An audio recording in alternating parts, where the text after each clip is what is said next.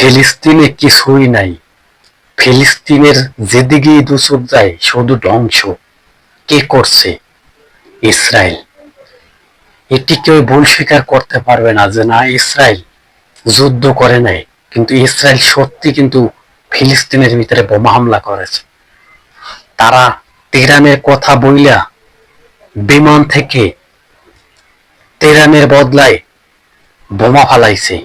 আর একটা বোমার আগতে হাজার হাজার নিরীহ ফিলিস্তিনের মানুষ মৃত্যুবরণ করছে। তারা এখন বলছে যে আমরা এখন যে কোনো মুহূর্তে মৃত্যুবরণ করতে পারি এবং যে কোনো মুহূর্তে আমরা এই হামলায় শিকার হইতে পারি। তারা মনে করে আমরা এখন এই বেঁচে আছি, হয়তো কিছুক্ষণ পরে আর বেঁচে থাকতে নাও পারি। এটি সত্যি। এখন এই ইসরায়েল ফিলিস্তিনকে ধ্বংস করার পরে ইরানের উপরে হামলা শুরু করছে। ইরানকে মনে করছে তারা ইসরায়েল, ফিলিস্তিন।